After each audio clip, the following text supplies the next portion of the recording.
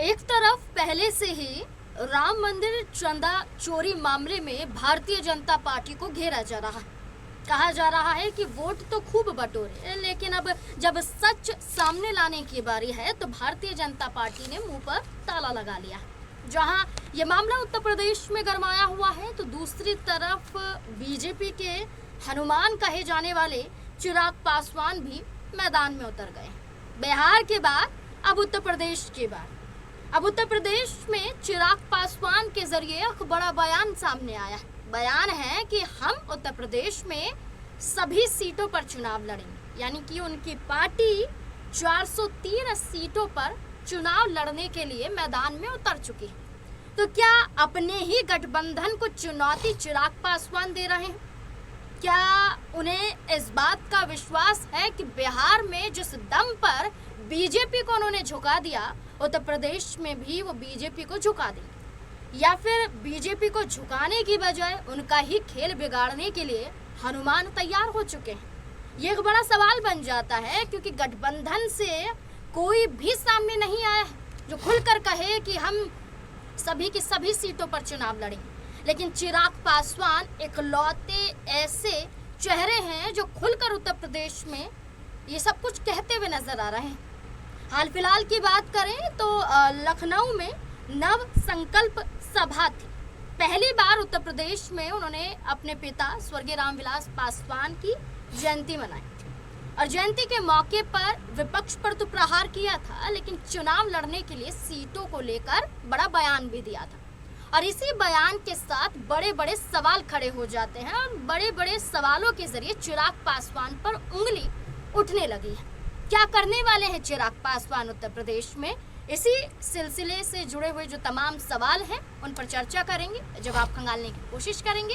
हमारे साथ हमारे वरिष्ठ सहयोगी अमन जी जुड़ चुके हैं। सर, चिराग पासवान को लेकर क्या कहना है? वाकई बीजेपी के हनुमान हैं या खेल बिगाड़ने के लिए तैयार हो रहे हैं? देखिए, बिल्कुल। और जिस तरीके से अब वो अपनी जो राजनीतिक पहुंच है उसको बढ़ाते हुए दिखाई पड़ रहे हैं, क्योंकि आप देखेंगे झारखंड में अब वो चुनाव लड़ते हैं, एक सीट हासिल करते हैं, दिल्ली में चुनाव लड़ते हैं और अब उत्तर प्रदेश में कहीं ना कहीं वो अपना चुनावी आगाज करते हुए दिखाई पड़ते हैं। और ये बात कहीं ना कहीं नजर आती है, क्योंकि पहले लग रहा था कि शायद ये सिर्फ उनका बयान है, कोई बड़ी बात नहीं है कि चुनाव लड़ने नहीं आएंगे। लेकिन अब जिस तरह लखनऊ में वो अपने कार्यकर्ताओं के साथ मीटिंग करते हैं, बैठक करते हैं, उसको लेकर ये अब कहीं ना कहीं कयास लग रहे हैं कि हो सकता है कि आने वाले चुनाव में वो पूरी तरीके से मजबूत होकर चुनाव मैदान में उतरें। क्योंकि ये भी एक बात सुनने को मिल रही है कि अगर गठबंधन नहीं हुआ तो 403 सीटों पर भी चुनाव लड़ सकते हैं चिराग पासवान। और इसी की योजना बनाने के लिए या इसी को रणनीतिक रूप से कहीं ना कहीं समझने के लिए उन्होंने अपने तमाम कार्यकर्ताओं को बुलाया, बातचीत की।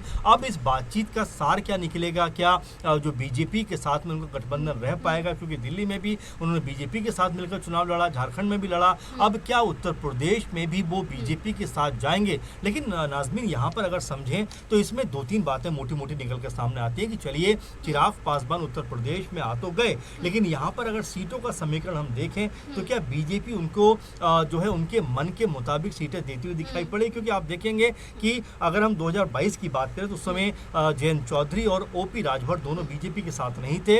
उस वक्त अनुप्रिया पटेल के हिस्से में आई थिंक 18 सीटें आई थी, जिसमें से 12 सीट वो जीती थी। और अब ये सुनने को मिल रहा है कि अनुप्रिया पटेल भी चाहती हैं कि उनका जो स्ट्राइक रेट था वो बहुत बेहतर था, तो उनको ज़्यादा सीटें मिलनी चाहिए। अगर हम संजय निषाद की बात करें तो उनकी पार्टी को बीजेपी की तरफ से 15 सीटें दी गई थी, 6 सीट उन्होंने भी जीती। तो अब वो भी ये बात लगातार कह रहे हैं कि भाई उनको भी ज़्यादा सीटें मिलनी चाहिए। तो अब पहले ही जब ये दो दल बीजेपी के साथ थे और साथ में अब जब जो ओपी राजभर और जयंत चौधरी जुड़े हैं तो वो भी सीटें चाहेंगे। इसके अलावा जब चिराग पासवान की बात करते हैं तो वो भी सीटें चाहेंगे। तो इस समीकरण को सुलझाना बीजेपी के लिए आसान नहीं होने वाला है कि भाई किसके हिस्से में कितनी सीटें जाएं, क्योंकि ओपी राजभर की बात करें तो लगभग 18 सीटें समाजवादी पार्टी से 22 में उनको मिली थी और जयंत चौधरी की बात करें तो लगभग 33-34 सीटें उनको मिली थी। तो ये वो पार्टियां हैं जो बड़ी सीटों पर चुनाव लड़कर आ रहे हैं। तो ऐसे में बीजेपी के लिए बड़ा मुश्किल होगा संभालना कि कितनी सीटें उनको दी जाएं। और इसी तर्ज पर चिराग पासवान को देखें तो बैठक करते हुए तो दिखाई पड़ते हैं,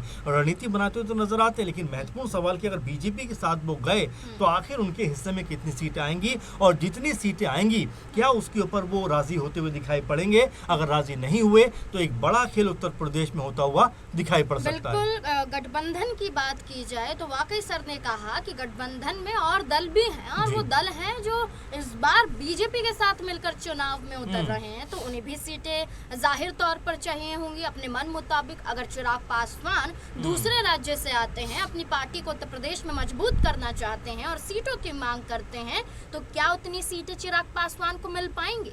लेकिन सर एक और बड़ा सवाल है नारे के साथ कि पंडित पासी पासवान इनको साधने की कोशिश की जा रही है और यही मुद्दा बन गया है उत्तर प्रदेश में हर एक पार्टी के लिए कि दलितों को साधो, पिछड़े वर्ग को साधो, तो आप आसानी से चुनाव जीत जाएंगे, सीटें निकाल लेंगे। और हाल फिलहाल में सपा हो या आजाद समाजवादी पार्टी हो या बसपा हो, इस पर भी चिराग पासवान प्रहार करते हुए नजर आए कि इन्होंने दलितों के लिए कुछ किया नहीं है, सिर्फ संविधान की कॉपी हाथ में लेकर सिर्फ ढिंढोरा पीटते हैं। तो चिराग पासवान का ऐसा कहना क्या उनके पक्ष में दलितों को ला पाएगा? देखिए, पहली बात तो ये है कि चिराग पासवान की राजनीति की बात करें, उनकी बयानबाजी की बात करें, तो हमेशा वो एक बात कहते हैं कि देखिए मैं विकास की बात करता हूँ। अगर जब पूरा समूचा बीजेपी की तरफ से कई नेता निकल कर आते हैं, जब रोड पर नमाज पढ़ने की बात आती है, ईद की को लेकर बात आती है, मुहर्रम को लेकर बात आती है, तब वहाँ पर चिराग पासवान का स्टैंड बड़ा क्लियर दिखाई पड़ता है कि देखिए आधा घंटा अगर कोई नमाज सड़क पर पढ़ भी लेता है उससे दिक्कत क्या होने वाली है। और वो ये कहते हैं कि देखिए मैं युवा हूँ और मैं चाहता हूँ कि देश को अब धर्म मजहब के मुद्दों से ऊपर उठना चाहिए। हमारे सामने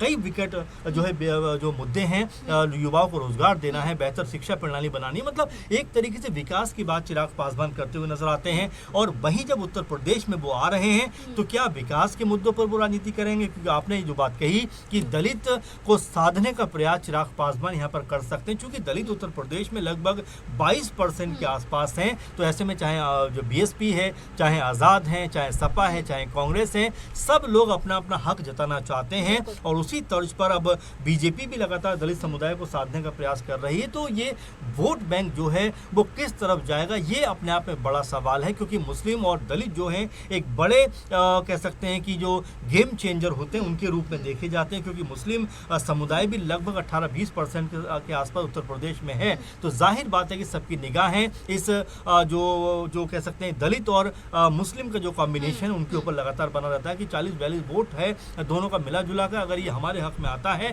तो चुनाव में जीत हासिल की जा सकती है। लेकिन महत्वपूर्ण बात क्या है कि देखिए यहाँ पर जब चिराग पासवान उत्तर प्रदेश में चुनाव लड़ने के लिए आ रहे हैं और एक तरीके से बिगुल फूंकते हुए दिखाई पड़ते हैं लखनऊ से और ये इशारा करते हैं कि हम 403 सीटों पर भी चुनाव लड़ने को तैयार हैं, तो क्या वो बीजेपी को भी चैलेंज दे रहे हैं कि अगर आपने हमारे मन मुताबिक सीटें हमें नहीं दी तो फिर हम तमाम सीटों पर चुनाव लड़ेंगे, आपके लिए भी मुश्किलें खड़ी करते हुए दिखाई पड़ेंगे। तो ये चिराग पासवान का चेहरा जो है अब ऐसा चेहरा नहीं है जो बिहार तक सीमित हो, क्योंकि आप देखेंगे कि झारखंड हो या दिल्ली हो, तमाम जगह पर उनकी जो आवाज़ है, उनका जो चेहरा है अब जाना पहचाना हो गया है। इसी तर्ज पर वो उत्तर प्रदेश में जाना चाहते हैं, चूँकि बिहार उत्तर प्रदेश जो है लगे हुए स्टेट हैं। तो ऐसे में चिराग पासवान के लिए अपनी इमेज को बनाना, अपने आप को बनाना कोई बहुत मुश्किल नहीं होगा और हो सकता है कि बीजेपी के साथ अगर वो जाते हैं तो उनको सीटें कितनी मिलती हैं ये अपने आप में देखना दिलचस्प होगा, क्योंकि जिस कह सकते हैं उत्साह के साथ में चिराग पासवान, उनके तमाम नेता उत्तर प्रदेश में दाखिल हो रहे हैं,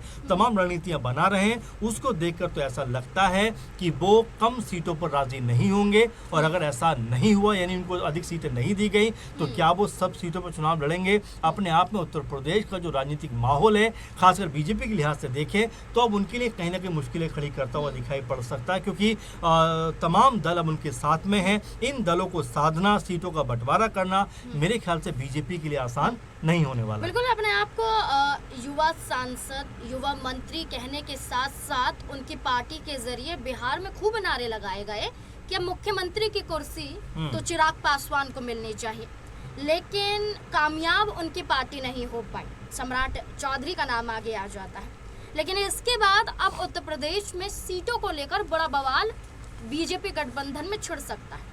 अब ये देखना होगा कि एक तरफ राजभर बड़े बड़े दावे कर रहे हैं, 30 से ज़्यादा सीटों पर चुनाव लड़ने के लिए अपनी पार्टी को तैयार कर रहे हैं और अभी से दावा कर रहे हैं कि बीजेपी तय मुताबिक वो सीटें उन्हें देगी भी। इसके अलावा जैसा कि सर ने बताया कि यहाँ पर संजय निषाद की पार्टी भी है, अनुप्रिया पटेल की पार्टी है, जयंत चौधरी की पार्टी है, वो भी अपनी तरफ से मांगे करेंगे। तो इस बीच में चिराग पासवान की पार्टी का क्या होगा? क्या आपको लगता है कि जो ऐलान, जो बयान और जो चिराग पासवान की मौजूदगी उत्तर प्रदेश में देखने को मिल रही है, क्या उन्हें मजबूत कर पाएगी?